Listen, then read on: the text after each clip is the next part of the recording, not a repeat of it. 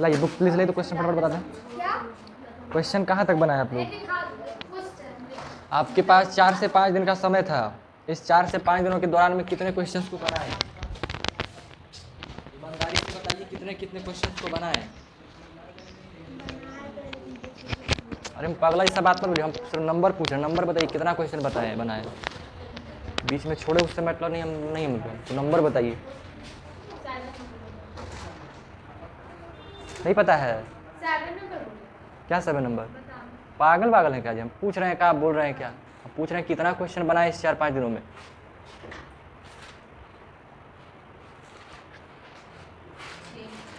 कितना? 6 क्वेश्चन, मात्र 6 क्वेश्चन। आप मात्र 9 क्वेश्चन। क्यों इतना कम क्यों? डेली बेसिस पे 4 से 5 क्वेश्चन बोले थे ना बनाने के लिए, 5-5 क्वेश्चन हर दिन बनाइए। 4-5 में 20 से 25 क्वेश्चन बन जाएगा आपका। एनसीईआरटी वो सब खत्म हो जाता है। फिर 6 और 9 को क्यों बनाए? कारण फटाफट बता दीजिए, क्यों क्यों नहीं बनाए? टाइम पास मत किया ज़्यादा। क्या ये सब फालतू बात है? तबीयत खराब है तो तबीयत खराब है उससे क्या हो जाएगा? खाना नहीं खा रहे थे तबीयत खराब है तो? नहीं खा रहे थे? जिंदा थे ना जी? फिर हाथ पैर चल रहा था ना? बस तो बात खत्म। आराम से कोई चीज़ मिलता है? आप क्या खोजते हैं? आपके साथ जो परिस्थिति है सबके साथ होता है, कौन बीमार नहीं पड़ता है? जो टॉपर होता है, तो आपको नहीं आ रहा था, हम बोले थे ना कि एक क्वेश्चन हर दिन पूछ लिया करिएगा। हम नहीं बताते हैं तो लास्ट में पूछे थे तो आपको हम बोले थे ना कि अगर पहले आप उन लोग से हेल्प ले लीजिए थोड़ा। आप लोग आलसी हैं, महाकामचोर वाला हरकत करते हैं। समझते हैं क्या हो रहा है? छोड़ते जा रहे हैं चीज़ों को। कब बनेगा? क्या चीज़? कैसे मान ले हम? जब 4-5 दिन में नहीं बनाए तो 2 दिन में कैसे बना लेंगे? 2 दिन में तो हम ही बताएंगे अच्छा खासा क्वेश्चन।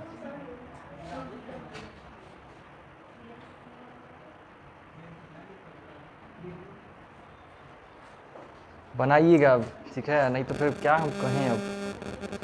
एनसीईआरटी का सारा खत्म हो गया है आपका जी? पूरा बना दिए हैं?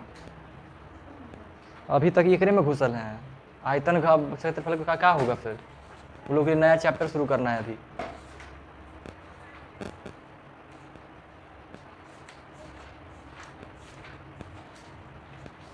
आप लोग जानते हैं, महाबैल जैसा हरकत करते हैं।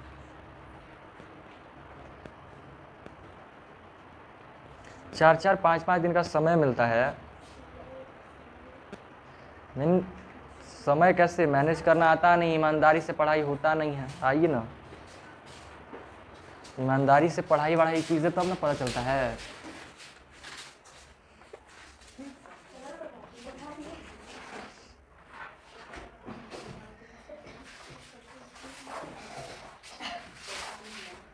इतना आसान क्वेश्चन ये सब नहीं बनता है।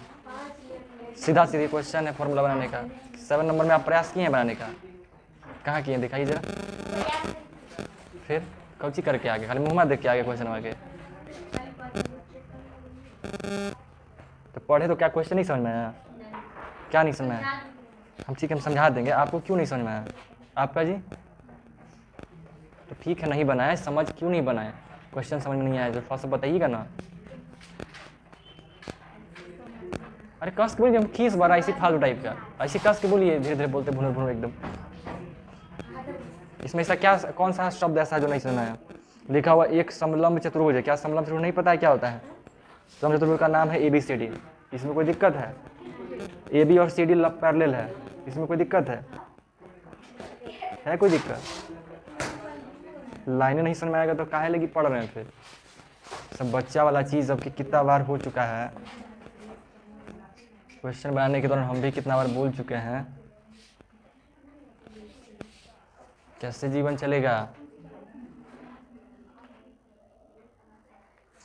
क्योंकि हमरे बनाने से नहीं कुछ होगा, समझे ना? ये बात को मान लीजिए, मेरे बना बना के दिखा देने से कुछ नहीं होने वाला है। अगर यही चाहिए तो इस सारा क्वेश्चन का सोल्यूशन इंटरनेट पर अवेलेबल है।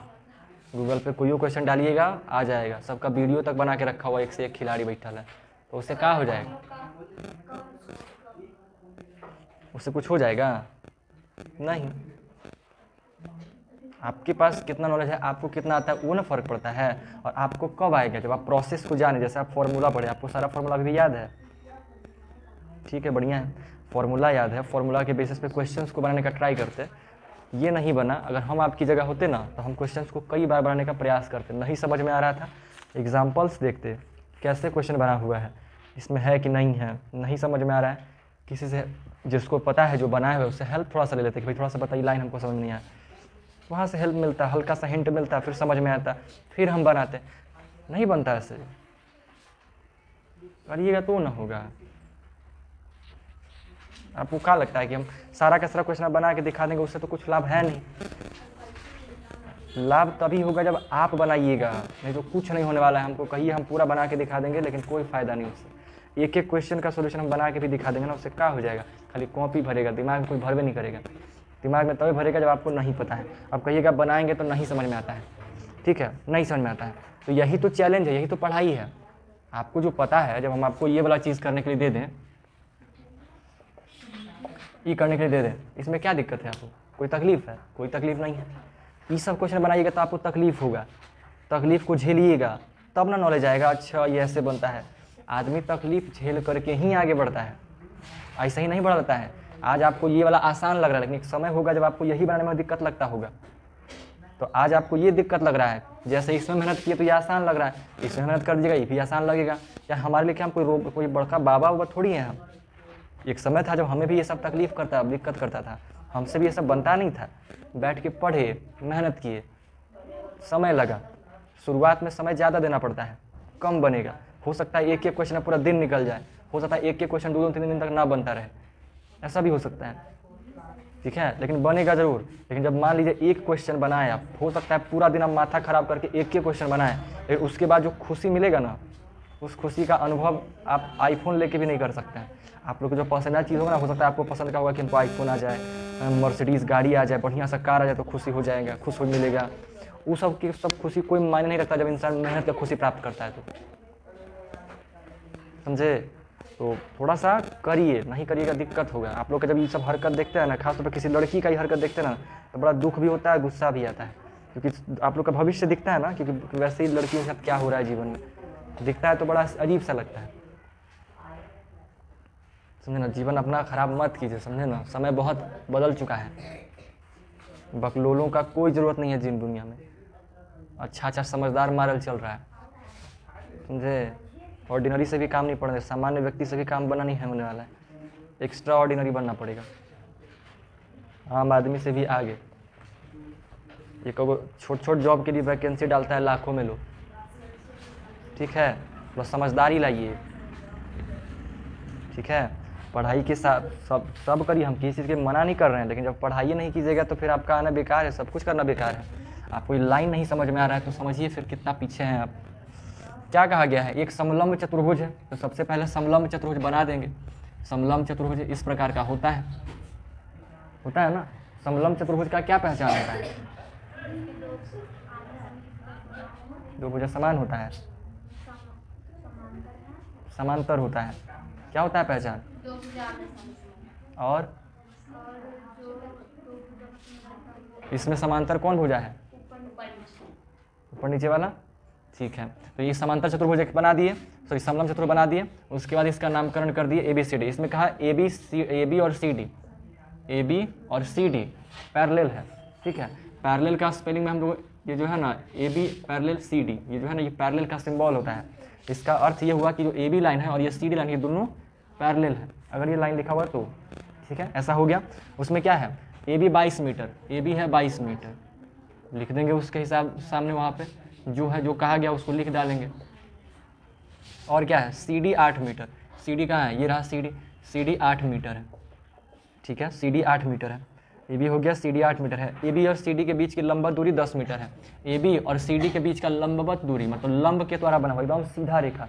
लंबवत का मतलब है ना, लंबवत का मतलब क्या हुआ, लंब के हिसाब से एकदम स्ट्रेट। 90 लंब किसको बोलते हैं, जो 90 डिग्री का कोण बनाता हो।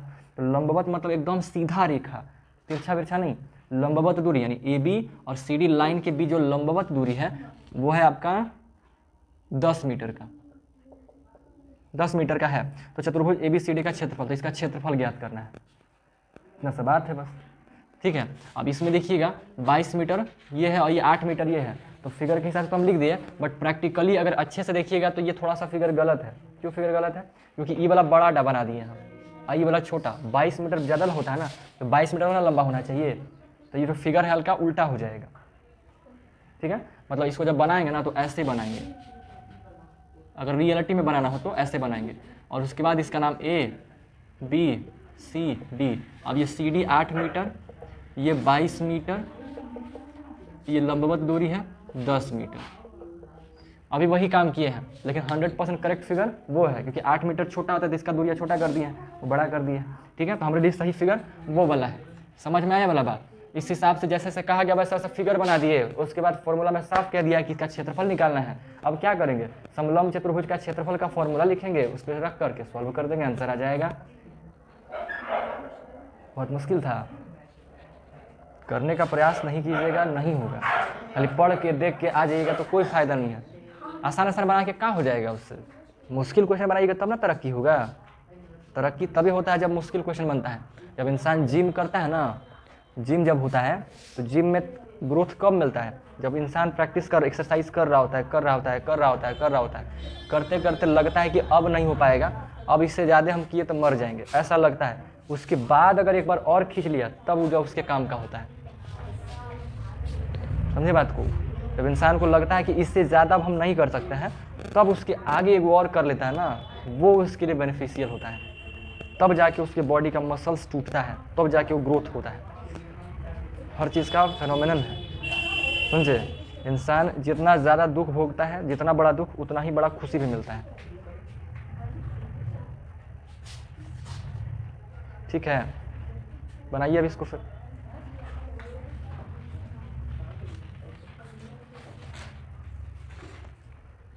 चलिए शुरू करते हैं। आप लोग का कोई सवाल है?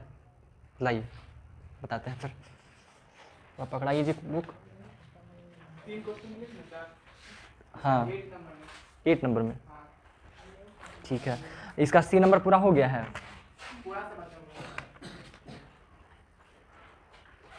विविध प्रश्नावली का पूरा ही बना लीजिएगा। ऐसे तो हम 3 को बोले थे, हम मतलब बोले थे आप पूरा ही बना लीजिएगा समय निकाल के अपने हिसाब से।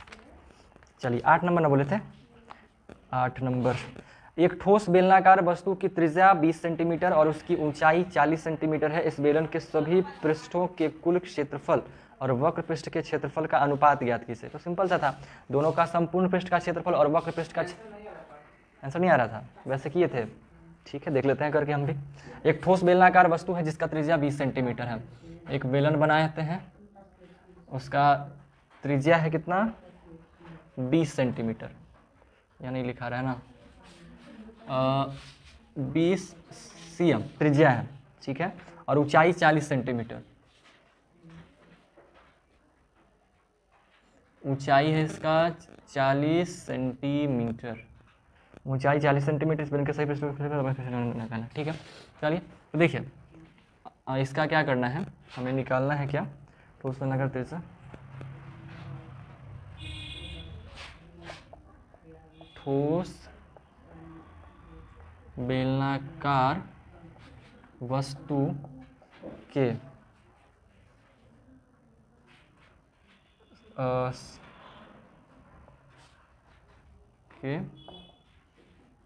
संपूर्ण पृष्ठ एवं वक्र पृष्ठ के क्षेत्रफलों का अनुपात। ये पैबरा करते रहते हैं जितना मारेंगे ना, जूती पहन के आते हैं, है ना? अनुपात निकालना है। तो संपूर्ण पृष्ठ का क्षेत्रफल और वक्र पृष्ठ का क्षेत्रफल, जरा बताइएगा हमको। बेलन के संपूर्ण पृष्ठ का क्षेत्रफल का क्या फॉर्मूला है? पाई r स्क्वायर h।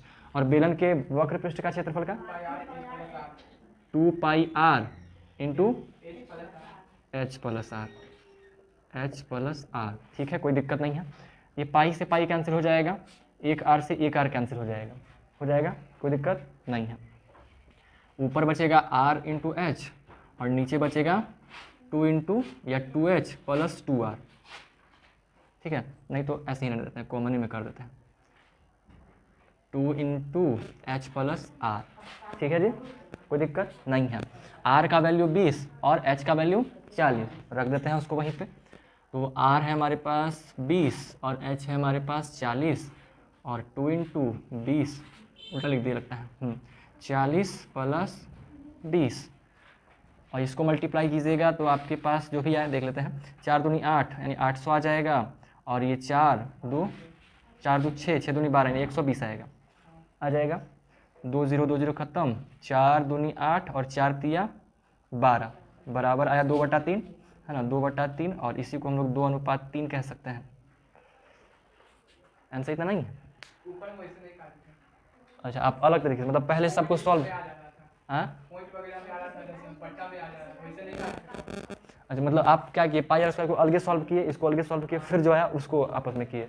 वैसे हाँ, वैसे तो लंबा चौड़ा जाएगा ही, तो वैसे भी आएगा, उसमें कोई दिक्कत नहीं है।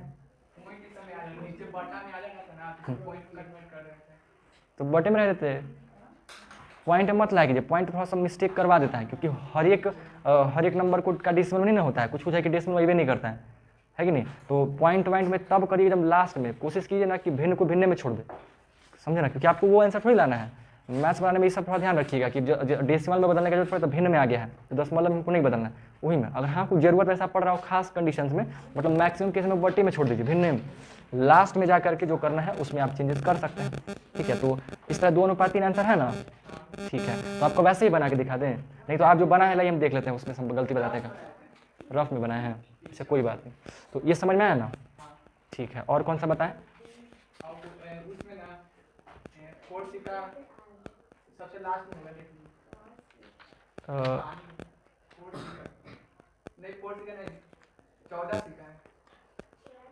14 सी, हाँ 14 सी का कितना नंबर, अच्छा ये 6 नंबर। ठीक है, एक घनाभागार टंकी में 80 लीटर प्रति मिनट की दर से पानी भरा जा रहा है। यदि टंकी की लंबाई, चौड़ाई और क्रम का अनुपात इतना है तो उसके टंकी के भरने की समय कितना लगेगा। चलिए ठीक, बनाते हैं इसको जल्दी से तार लीजिए, फिर करते हैं इसका। मांसाहारी नहीं होता है, खून पीने वाली लड़की ये लोग होती है ना जी। चलिए, बहुत ही महत्वपूर्ण सवाल है, इस पर विचार करना होगा थोड़ा। एक घनाभागार टंकी में 80 लीटर प्रति मिनट की दर से पानी भरा जा रहा है। एक घनाभागाकार टंकी है, एक टंकी है जो घन के आकार का है, यानी कि लंबाई, चौड़ाई और ऊंचाई सब बराबर है। ठीक है,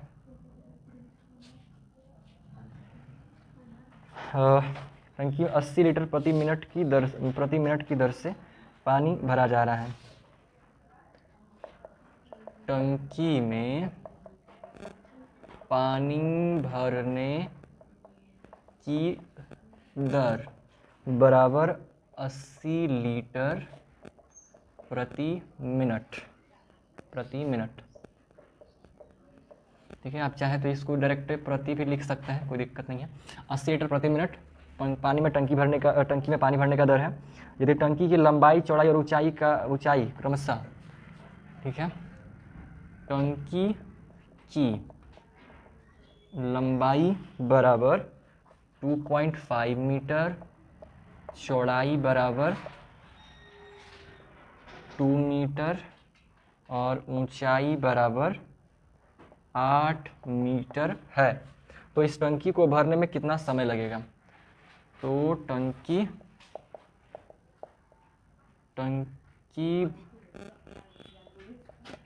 भरने में आइए समय बराबर।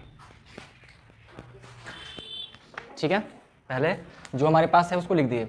एक टंकी है घन के आकार का, लंबाई, चौड़ाई और ऊंचाई सब दिया हुआ है हमारे पास। लंबाई है इसका 2.5 मीटर, 2.5 मीटर का लंबा है, चौड़ा है, हाँ घनाभ है, अच्छा घनाभ है, अच्छा हाँ घनाभाकार है, सॉरी भा छोड़ दिए हम लगता है।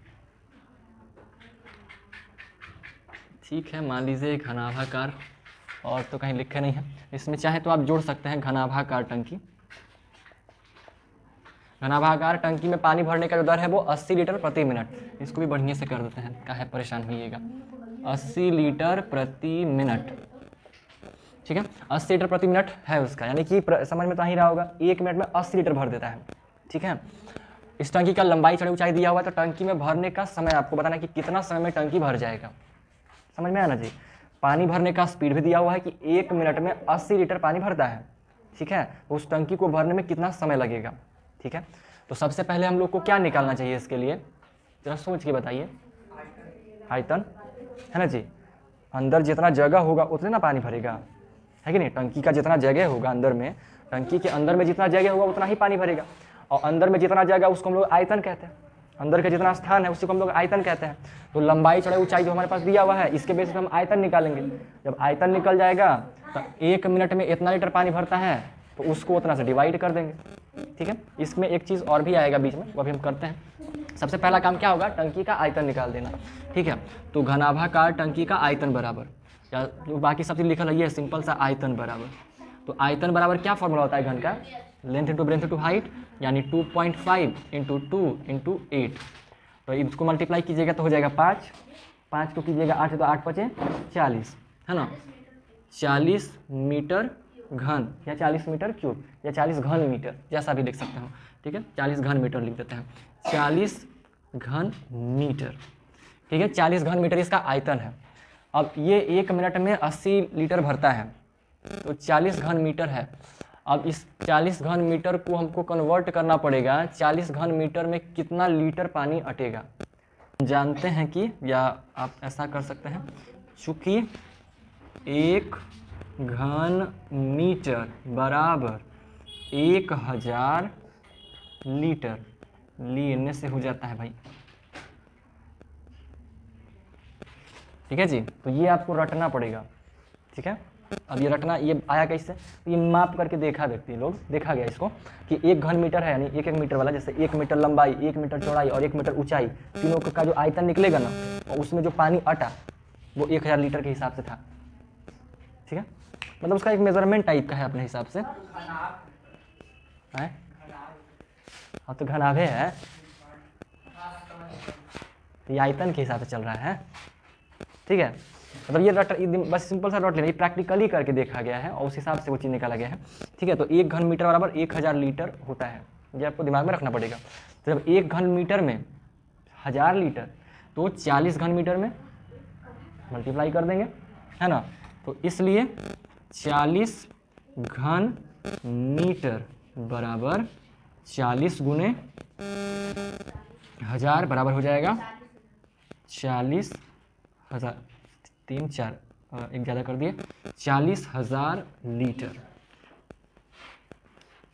40,000 लीटर। यानी कि अब ये क्या निकल कर के आया कि इस डब्बा में, यानी ये जो आयतन है, जो भी ये चीज़ है, इसका आयतन है कितना, 40 घन मीटर, और इस आयतन में जो पानी अटेगा वो अटेगा 40,000 लीटर। यानी इसमें टोटल पानी अटने वाला है 40,000 लीटर।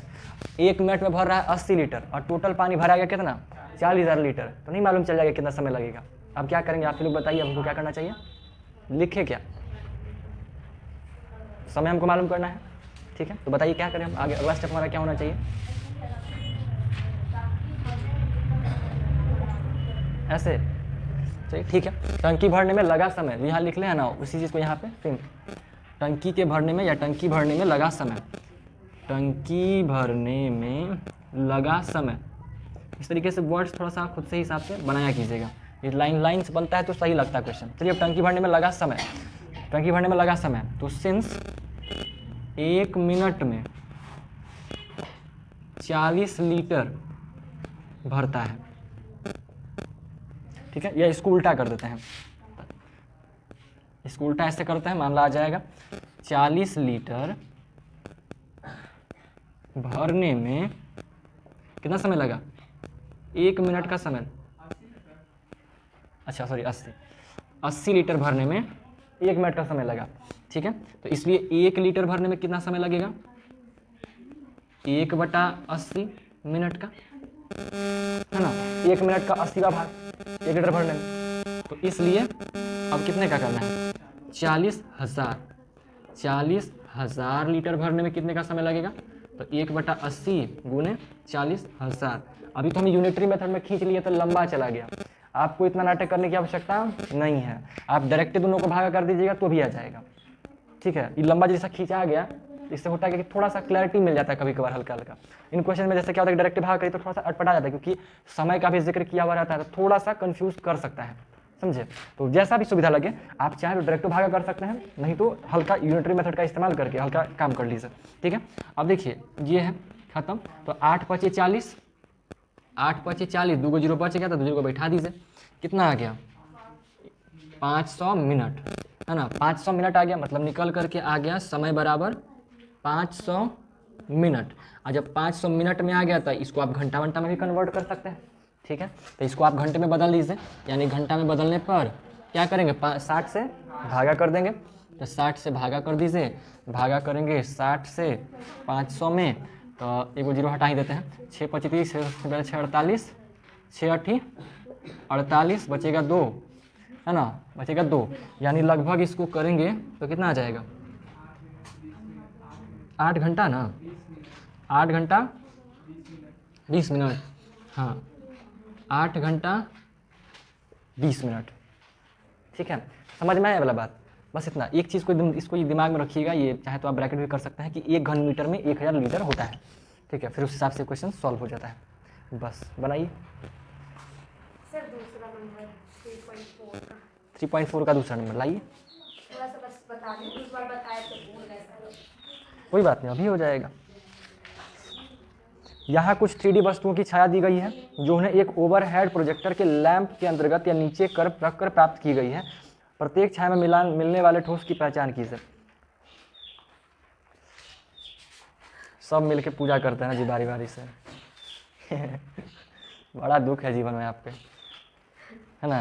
रोज में आके पूजा करना पड़ता है। कितना पुजारी हैं आप लोग, है कि नहीं। सुबह सुबह नहीं करते होंगे, कहते होंगे कि अरे कोचिंग में तो करने हैं, क्या इधर कर, है ना जी।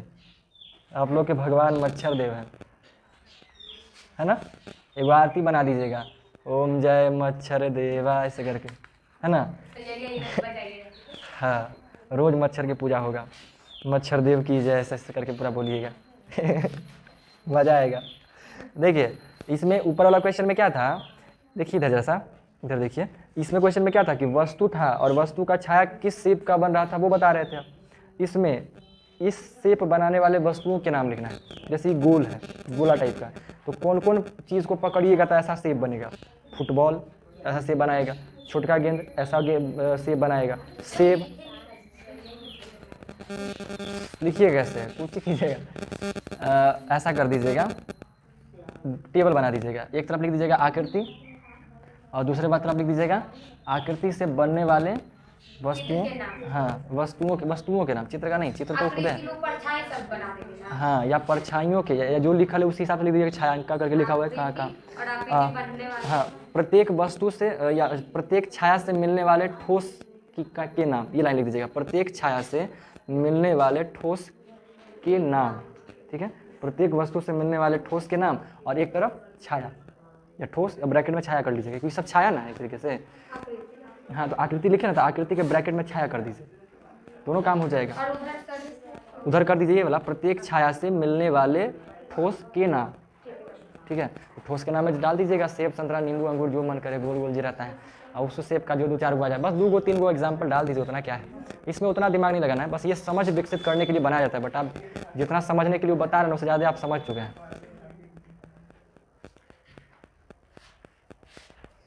बहुत मज़ा आ रहा है